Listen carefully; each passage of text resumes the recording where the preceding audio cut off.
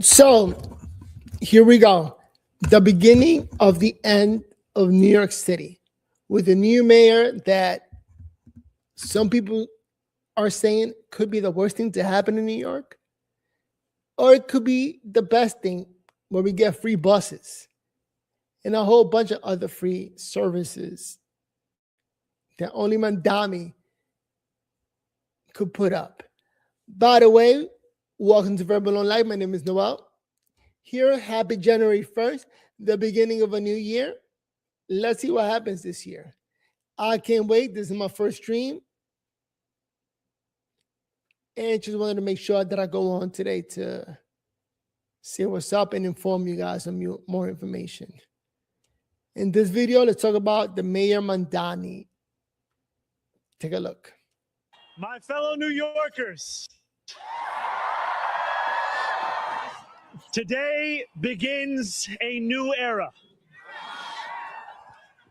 I stand before you, moved by the privilege of taking this sacred oath, humbled by the faith that you have placed in me, and honored to serve as either your 111th or 112th mayor of New York City. But I do not stand alone. I stand alongside you, the tens of thousands of you gathered here in Lower Manhattan, warmed against the January chill by the resurgent flame of hope. You know, this guy used to be a rapper, and I think that goes to show that anybody can make it.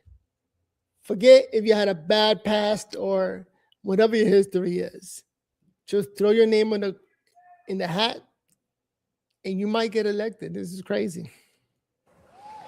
I stand alongside countless more New Yorkers watching from cramped kitchens in Flushing and barbershops in East New York, from cell phones propped against the dashboards of parked taxicabs at LaGuardia, from hospitals in Mott Haven and libraries in El Barrio that have too long known only neglect.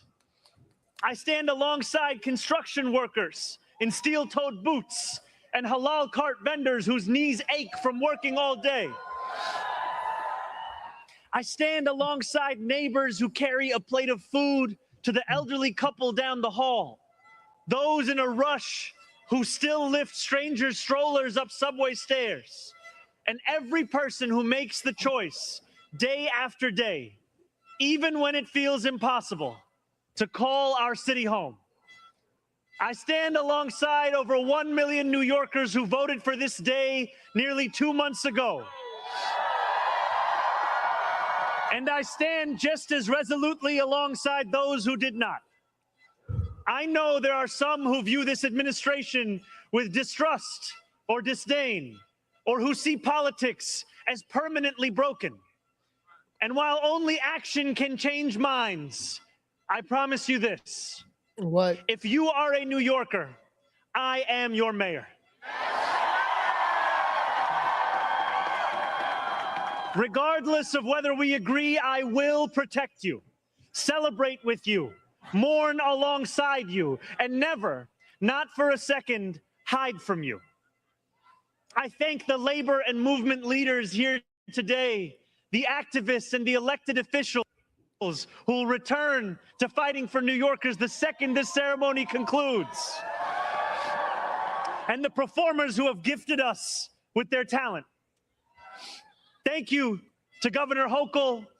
Thank you as well to Mayor Adams. Dorothy's son, a son of Brownsville who rose from washing dishes to the highest position in our city, for being here as well. He and I have had our share of disagreements, but I will always be touched that he chose me as the mayoral candidate that he would most want to be trapped with on an elevator.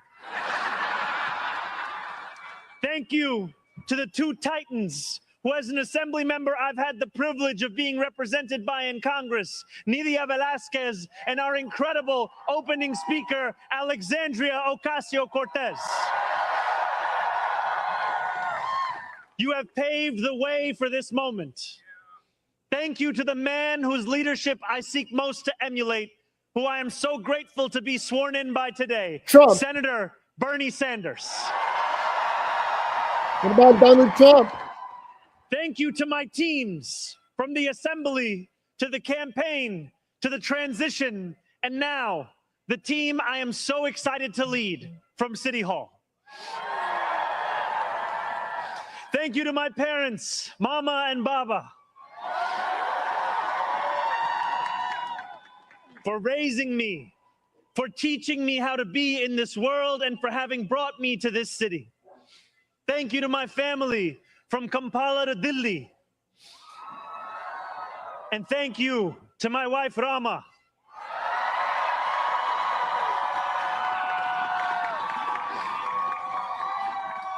For being my best friend and for always showing me the beauty in everyday things.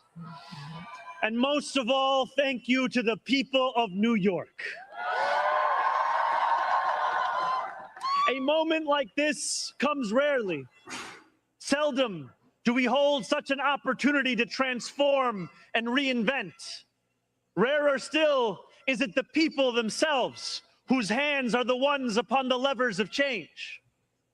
And yet we know that too often in our past, moments of great possibility have been promptly surrendered to small imagination and smaller ambition. What was promised was never pursued. What could have changed remained the same. For the New Yorkers most eager to see our city remade, the weight has only grown heavier. The wait has only grown longer. In writing this address, I have been told that this is the occasion to reset expectations, that I should use this opportunity to encourage the people of New York to ask for little and expect even less. I will do no such thing. The only expectation I seek to reset is that of small expectations. Beginning today, we will govern expansively and audaciously. We may not always succeed, but never will we be accused of lacking the courage to try. To those who insist that the era of big government is over, hear me when I say this. No longer will City Hall hesitate to use its power to improve New Yorkers' lives. For too long, we have turned to the private sector for greatness while accepting mediocrity from those who serve the public. I cannot blame anyone who has come to question the role of government, whose faith in democracy has been eroded by decades of apathy. We will restore that trust by walking a different path, one where government is no longer solely the final recourse for those struggling, one where excellence is no longer the exception. We expect greatness from the cooks wielding 1,000 spices, from those who stride out onto our Broadway stages, and from our starting point guard at Madison Square Garden. Let us demand the same from those who work in government. In a city where the mere names of our streets are associated with the innovation of the industries that call them home, we will make the word City Hall synonymous with both resolve and results. As we embark upon this work, let us advance a new question, a new answer to the question asked of every generation. Who does New York belong to? For much of our history, the response from City Hall has been simple. It belongs only to the wealthy and well-connected, those who never strain to capture the attention of those in power. Working people have reckoned with the consequences. Crowded classrooms and public housing developments where the elevators sit out of orders. Roads littered with potholes and buses that arrive half an hour late, if at all.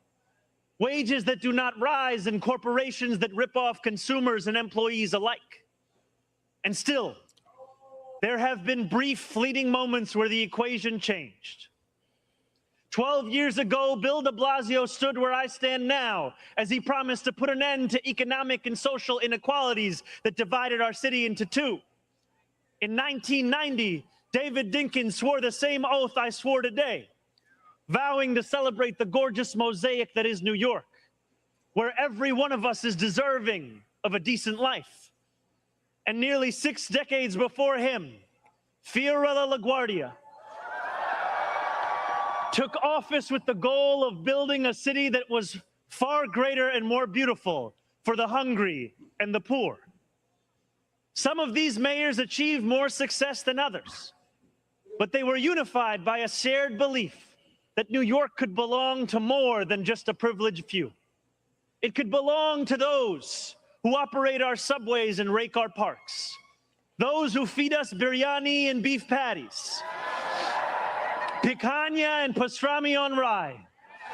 And they know that this belief could be made true if only government dared to work hardest for those who work hardest. Over the years to come, my administration will resurrect that legacy. City Hall will deliver an agenda of safety, affordability, and abundance, where government looks and lives like the people it represents, never flinches in the fight against corporate greed, and refuses to cower before challenges that others have deemed too complicated. In so doing, we will provide our own answer to that age-old question: who does New York belong to? Well, my friends, we can look to Madiba and the South African Freedom Charter. New York belongs to all who live in it. Together, we will tell a new story of our city. This will not be a tale of one city governed only by the 1%, nor will it be a tale of two cities, the rich versus the poor. It will be a tale of 8.5 million cities, each of them a New Yorker with hopes and fears, each a universe, each of them woven together. The authors of this story will speak Pashto and Mandarin, Yiddish and Creole. They will pray in mosques, at shul, at church, at gurudwaras and mandirs and temples. And many will not pray at all. They will be Russian Jewish immigrants in Brighton Beach, Italians in Rossville, and Irish families in Woodhaven, many of whom came here with nothing but a dream of a better life, a dream which has withered away. They will be young people in cramped Marble Hill apartments where the walls shake when the subway passes. They will be black homeowners in St. Albans, whose homes represent a physical testament to triumph over decades of lesser paid labor and redlining. They will be Palestinian New Yorkers in Bay Ridge,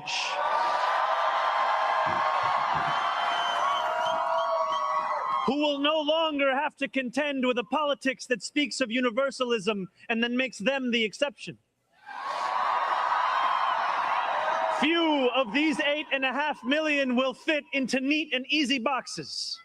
Some will be voters from Hillside Avenue or Fordham Road who supported President Trump a year before they voted for me, tired of being failed by their party's establishment.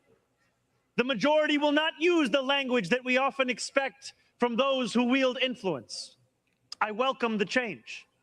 For too long, those fluent in the good grammar of civility have deployed decorum to mask agendas of cruelty. Many of these people have been betrayed by the established order. But in our administration, their needs will be met.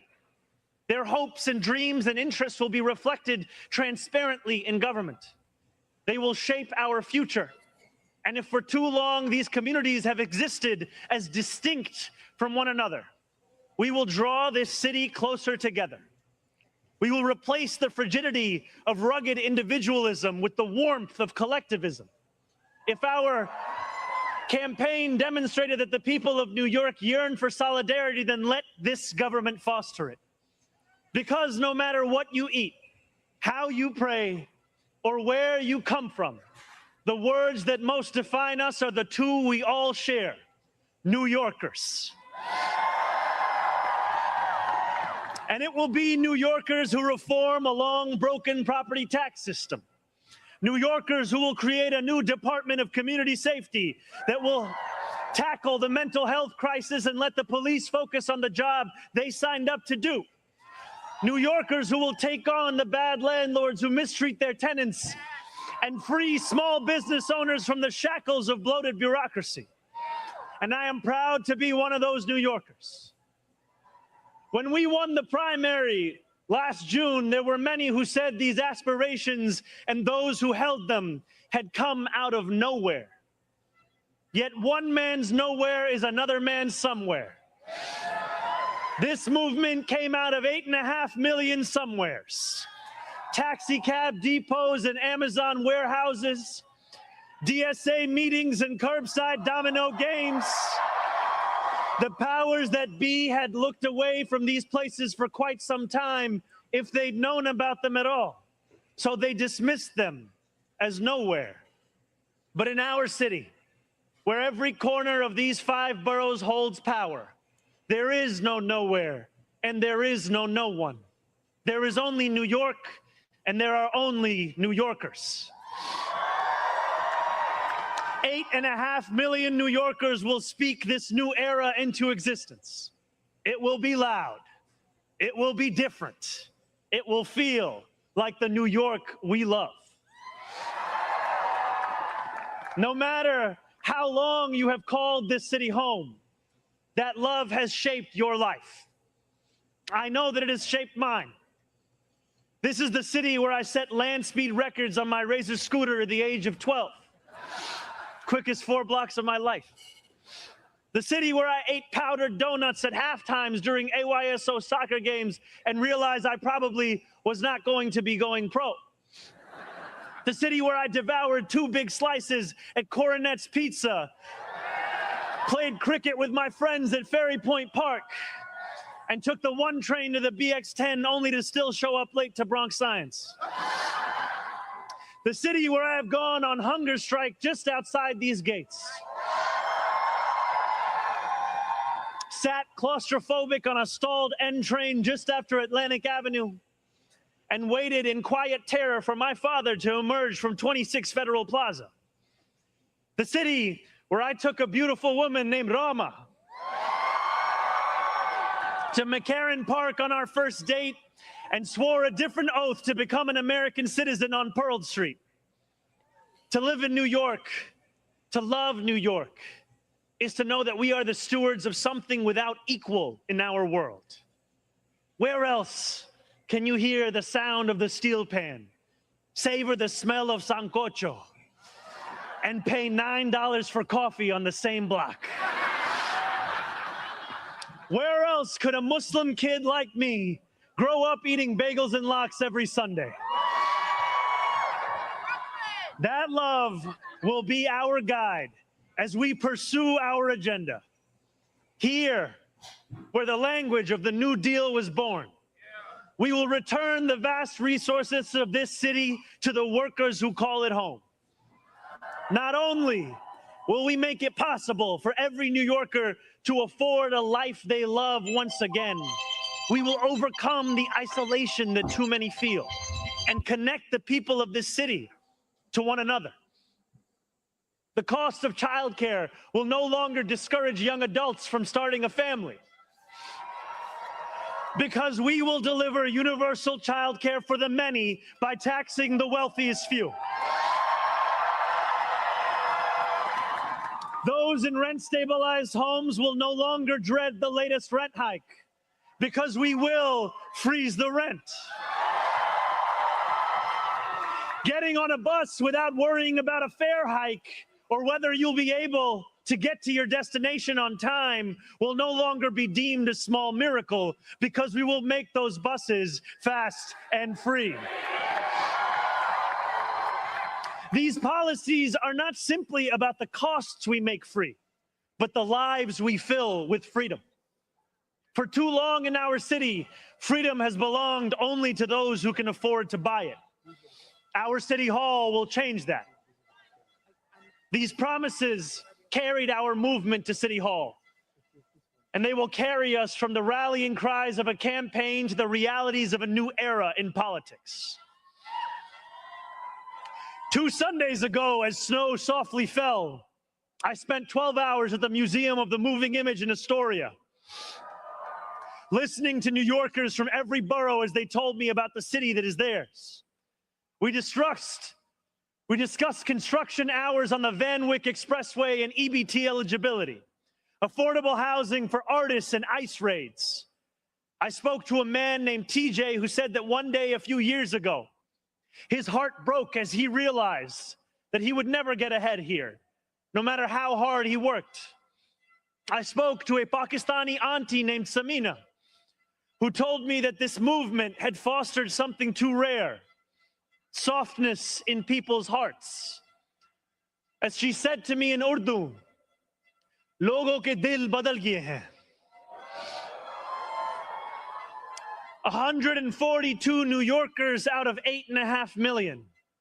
And yet, if anything united each person sitting across from me, it was the shared recognition that this moment demands a new politics and a new approach to power.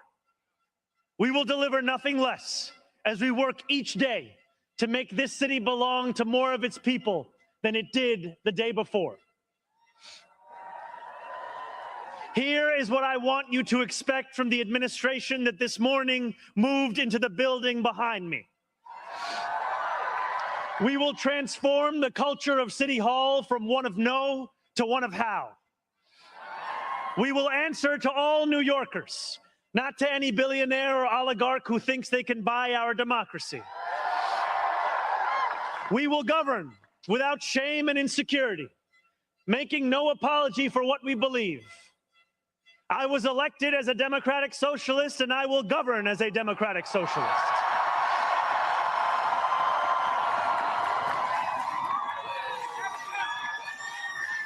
I will not abandon my principles for fear of being deemed radical.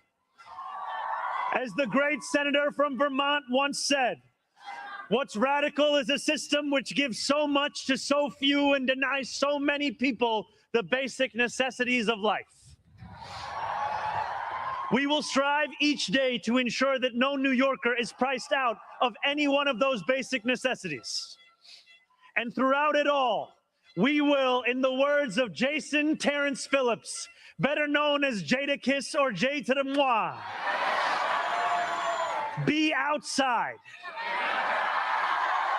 Because this is a government of New York, by New York, and for New York.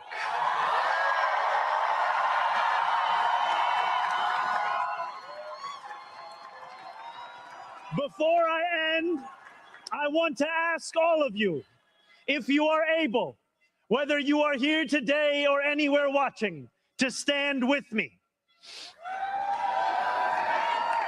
I ask you to stand with us now and every day that follows. City Hall will not be able to deliver on our own. And while we will encourage New Yorkers to demand more from those with the great privilege of serving them, we will encourage you to demand more of yourselves as well. The movement we began over a year ago did not end with our election. It will not end this afternoon. It lives on with every battle we will fight together. Every blizzard and flood we withstand together. Every moment of fiscal challenge we overcome with ambition, not austerity, together. Every way we pursue change in working people's interests rather than at their expense, together. No longer will we treat victory as an invitation to turn off the news. From today onwards, we will understand victory very simply. Something with the power to transform lives, and something that demands effort from each of us every single day. What we achieve together will reach across the 5 boroughs, and it will resonate far beyond. There are many who will be watching. They want to know if the left can govern. They want to know if the struggles that afflict them can be solved. They want to know if it is right to hope again. So standing together with the wind of purpose at our backs, we will do something that New Yorkers do better than anyone else. We will set an example for the world.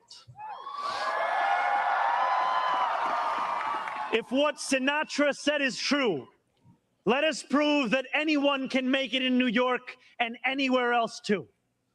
Let us prove that when a city belongs to the people, there is no need too small to be met, no person too sick to be made healthy, no one too alone to feel like New York is their home.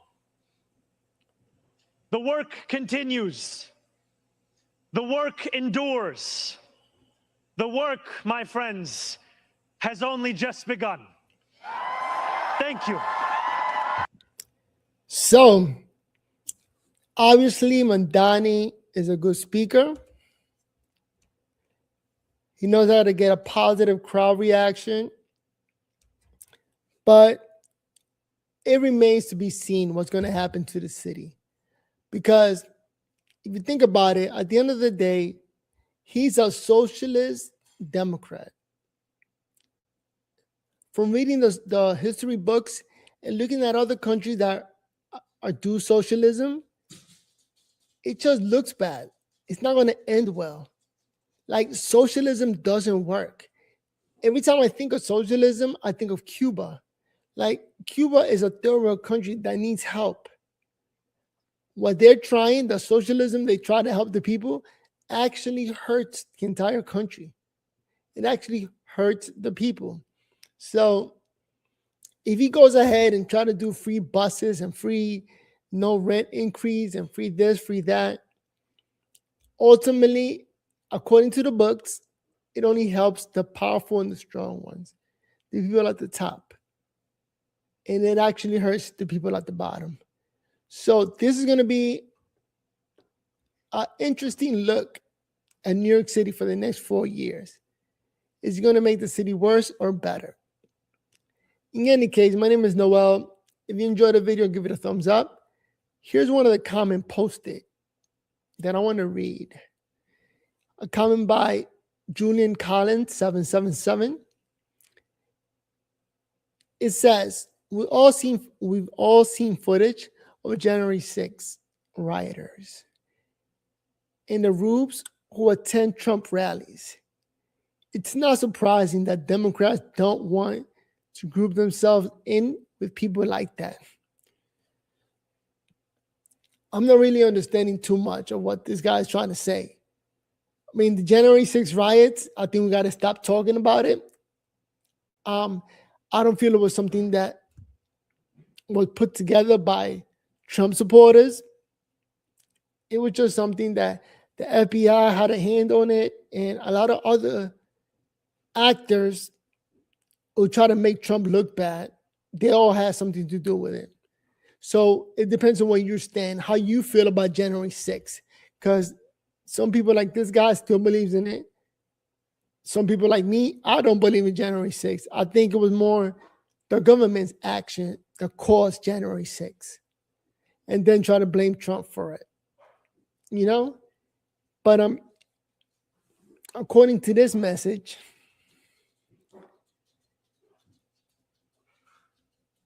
the Democrats, they had a lot of people there. And by the way, it's cold today, January 1st. So a lot of people out there just listening to him speak, freezing to death. Here's another comment, again by Julio Collins.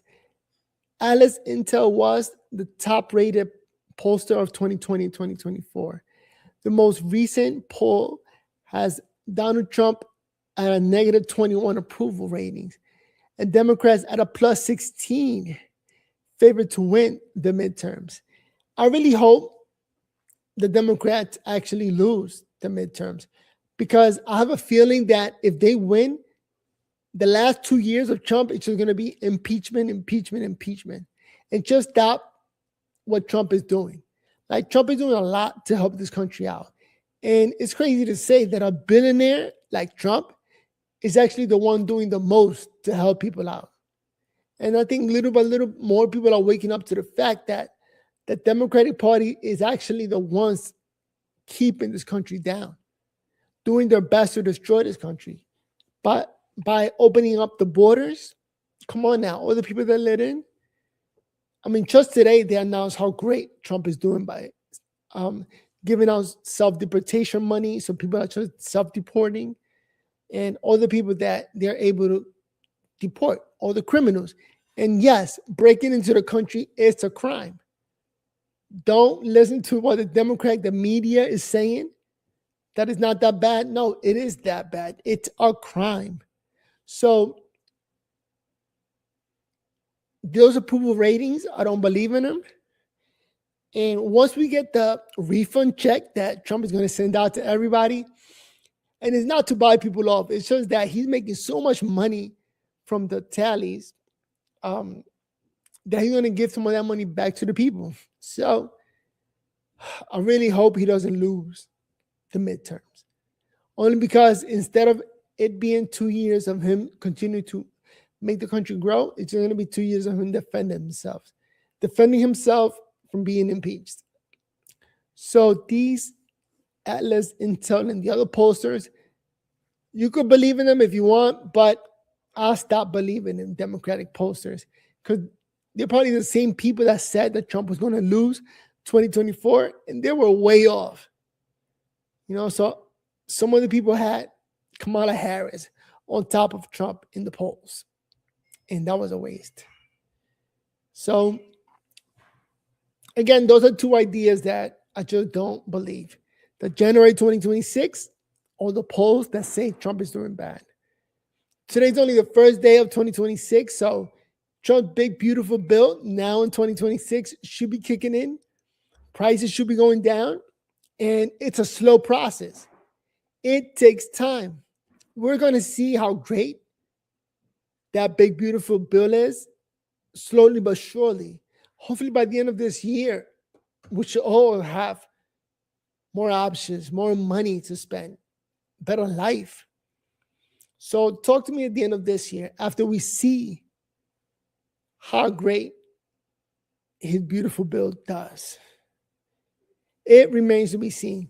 So just like Mamdani, like, for example, I wish New York City does good, but it remains to be seen.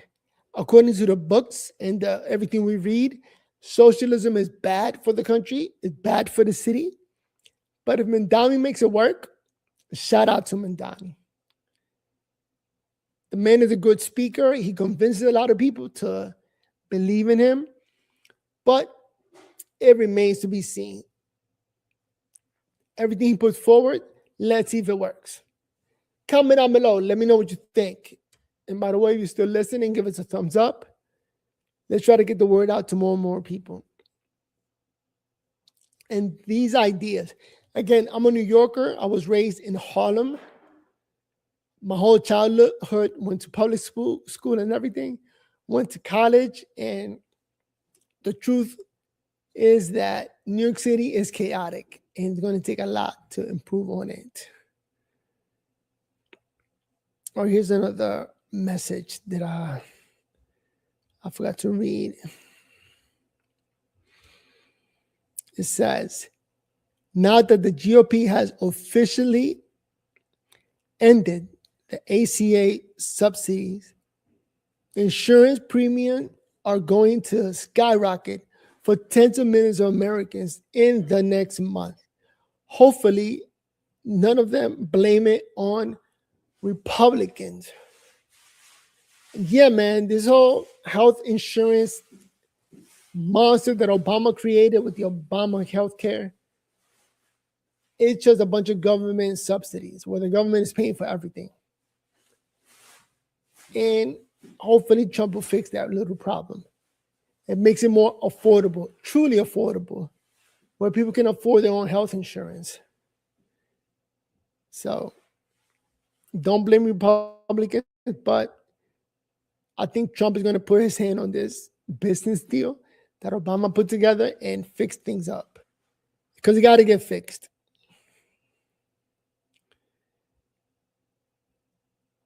Obamacare is a disaster, and it only helps insurance companies. Let's be honest. Although you're not going to hear that from the media. The mainstream media doesn't like it. It's coming off as fake news.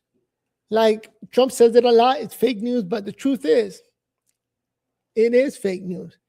They're not really there to help anybody except for themselves and whatever far-left politician they work with. Ultimately, they're not there to work for the people like they're supposed to. They're supposed to be holding the president accountable.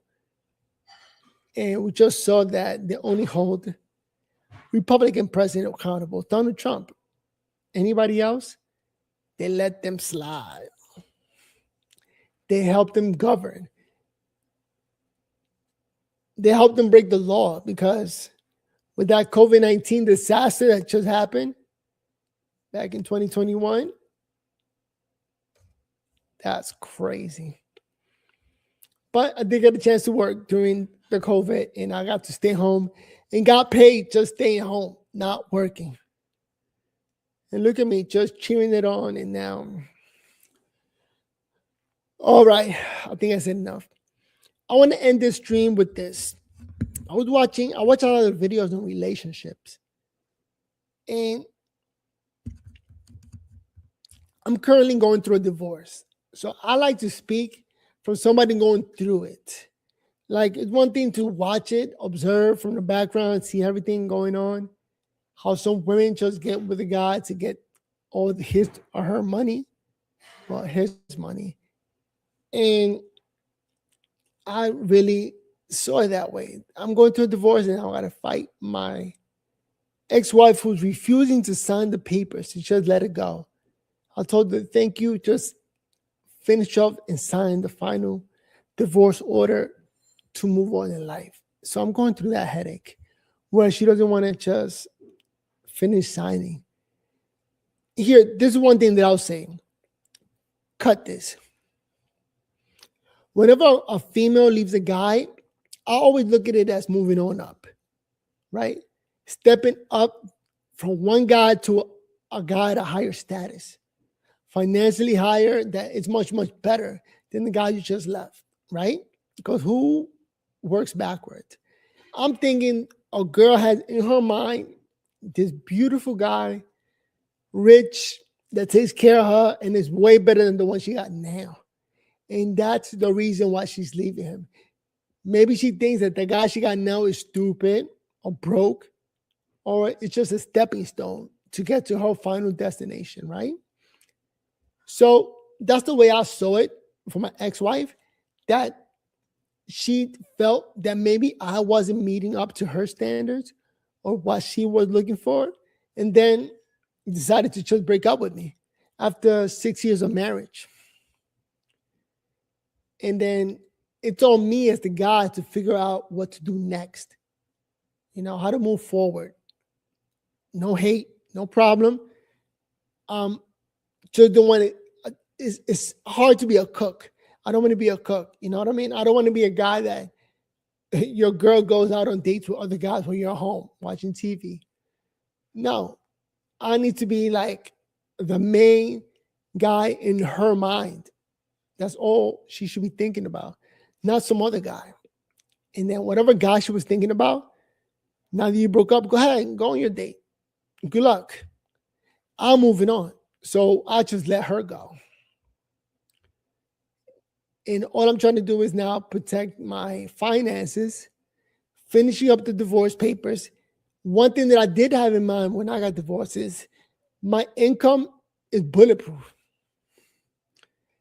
Never really talked to her about that. The fact that if you leave me, you're not getting anything. Is my income is bulletproof, cannot be touched. I'm gonna make a video about that on the next stream about how I was able to pull that off. I gave her $250, sent her home. I keep the car, I keep the house, and I keep my income. I think it's hard for a lot of men to say, how the hell I worked 20 years saving money for a house, a car, a lifestyle, and for you to step in for only 6 years and you want to have? Crazy. And that's what I'm going through right now. She definitely made a move, tried to take half of my money, but given that my income is bulletproof, it didn't work out for her. All right, cut that. With that said, see you guys in the next video. Peace. Anything else I should say about that? I don't want to see too much about the divorce, my personal divorce, because this is stuff that she could use in court against me. So, got to stay away from her saving any communication or anything that I'm saying and then using that in court. So, All I can say is I've been fair to her as much as I could, as much as possible. And hope and wish for her the best. Stepping up, moving on to a better man that you came up with in your mind, because I didn't marry somebody at the bottom, like the bottom of poor. And so marry me wants to step up, then whoever she moves on from me should be a step even higher. Somebody who makes more money, who makes her more happy than I could ever. Wait, let me see this video real quick. You know, I don't want to say anything that's unprovoked or whatever, but damn, I feel like I said it right back then. I wondered what women get out of leaving one cheater to go to a bigger cheater. See, that's a relationship question right there. From one cheater to a bigger cheater. Cardi B is another one in a relationship where she was a millionaire, right? And she left her millionaire husband to go to another millionaire football player. But she seems to be hopping from one man to the next, looking for her happiness. So I don't blame her for jumping around, but what does that say about that type of woman who just jumps around? The fact of the matter is, none of these guys are if your breaking point was cheating, which by the way, I even had a conversation with her about that too. You know, not to divulge every conversation we've ever had, but she told me, she said, it wasn't even just cheating. It's who this nigga cheated with. This nigga would cheat with like disrespectful people, like playing with you, right? Or whatever. Cool. But I would say, when it comes to Stephon Diggs, dude, once I seen the amount of like babies or alleged babies or baby mamas, I was like, I don't know if this is gonna turn out good. And some of the stuff, you know, obviously the fan base is like the Vardy. Well, I want to pause it right there. He just said, I don't know if this is going to turn out good. And again, I personally think it's turning out good because that's the movie or the road that those individuals chose to follow or try to pursue. You know, she said, I'm happy with a man that has a bunch of a bunch of kids from a whole bunch of women. That's what makes Cardi B happy. So Offset, I think, did a good job of saying, hey, good luck. Keep it moving. No, I'm going to be good. Hopefully you're going to be good. And that's all you could do. Just wish the other person good luck and have fun. Good luck in life. Moving on. And that's another thing. We broke up. We never had any children. So there's really no connection between us. So that's part of the reason I want to move on and just stop talking about her. With that said, let me get out of here. See you guys in the next video. Cut that. Peace.